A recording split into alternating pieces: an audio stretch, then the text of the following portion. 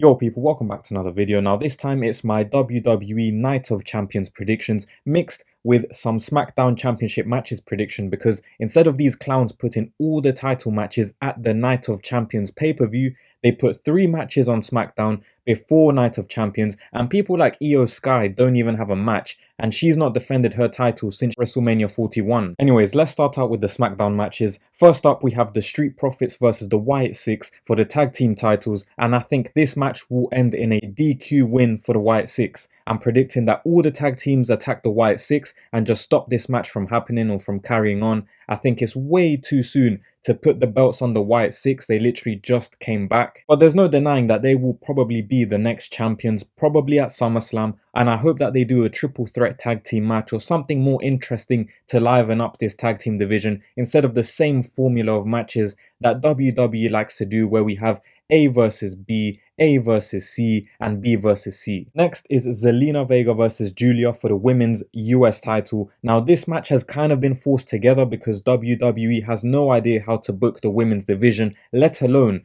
the women's mid-card division. We barely get any stories for the main championship, so it is what it is. I think Zelina's reign has been awful, which is a shame because after all that time she worked to get to this point, I myself wanted her to be champion, but it's been very lackluster. However, to her defense, I saw the other day that she was pitching that she wanted to jump off the Tron like Jeff Hardy, and WWE creatives told her to save the oohs and ahs, as if there's some sort of limit, and as if Zelina Vega matches have even been memorable. So she is actually trying to make things interesting, but the creatives are just not letting her. The fact she doesn't even get to go out there, cut a promo or something, despite being one of the best on the mic in the women's division, is a joke, and even more proof that WWE creatives don't know how to book their talent. As for my prediction, I think Zelina retains in a controversial way, or maybe a roll-up or something dumb, which basically allows us to prolong this story up to SummerSlam, where they'd have about 5 weeks to intensify this story and create a proper rivalry heading into SummerSlam, where I do think Julia will win. Next up is Tiffany Stratton versus Nia Jax for the WWE Women's Championship. Before I even say who's gonna win,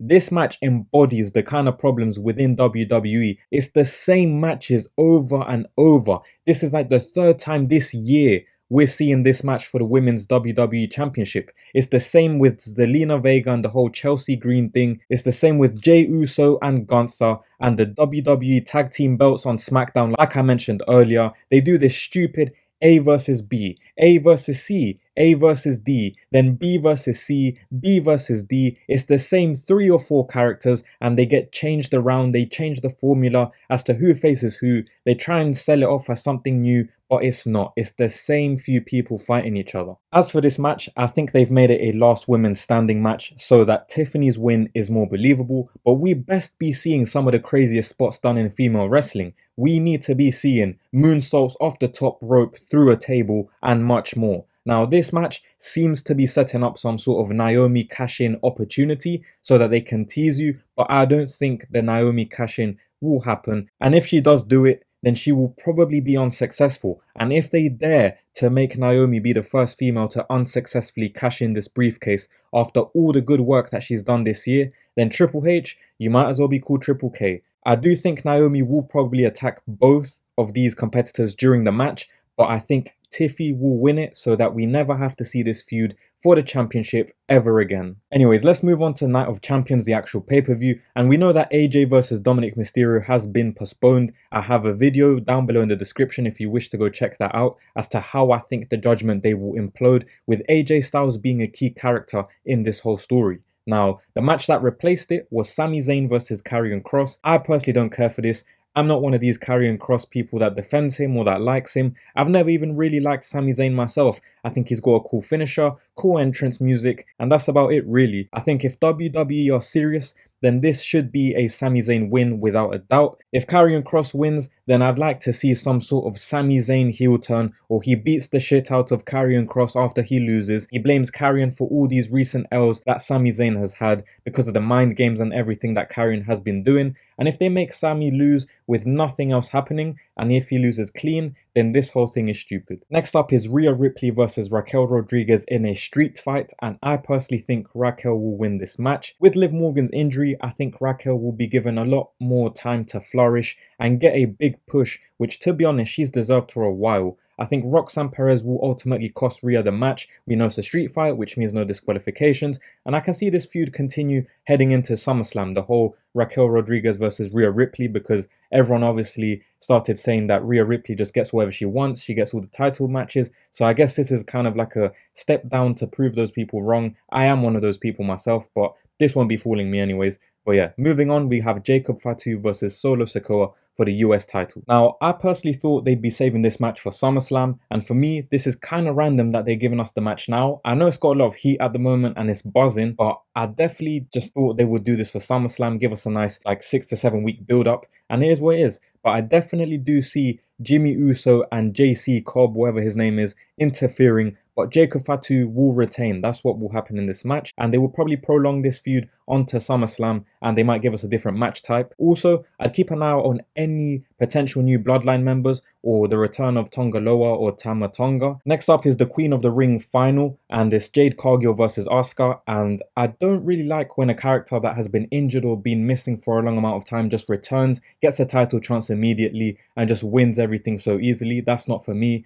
One of the recent examples is Charlotte Flair returning at the Royal Rumble and just winning immediately. I don't like that, which in this scenario would be me seeing Asuka winning this. But in terms of what it does in the future, in terms of setting up that dream match against Io Sky, I'll let it slide. Of course, they can still make this have some setbacks, make stuff more interesting, which would only make me like this move better.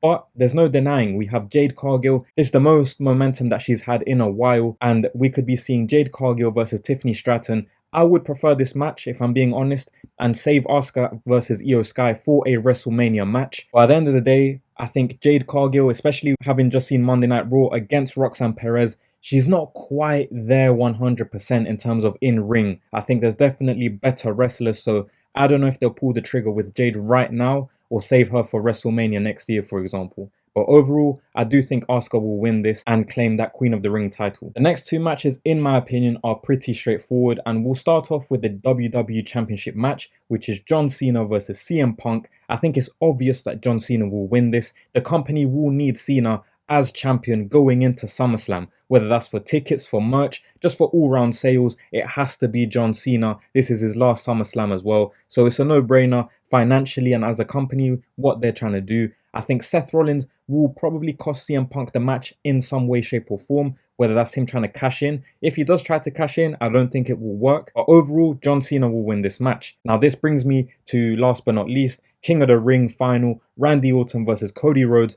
I personally would love to see a heel turn from either of these characters, but I don't think it will happen. Again, I think it's straightforward. Cody Rhodes will win this. We know Cody is glazed all the way to the moon. He's insanely forced as the face of the company. He will face John Cena at SummerSlam in a rematch for the trash match that we got at WrestleMania 41. They're gonna want to put that right. Also, stay tuned for my Seth Rollins cash-in video as well, which will tie in Seth Rollins, Paul Heyman, Bronson Reed, Braun Breaker, Cody Rhodes, the final boss, and how John Cena's face turn actually happens. But yeah, as always, let me know your thoughts down below in the comments. I'd appreciate if you could leave a like on the video as well. Let me know your predictions. What do you think is going to happen? Do you agree with my predictions? Do you disagree? Let me know your thoughts. I'd also appreciate if you could subscribe to the channel as we are on the road to 1.1k subscribers. Thank you for your time and have a great rest of your day.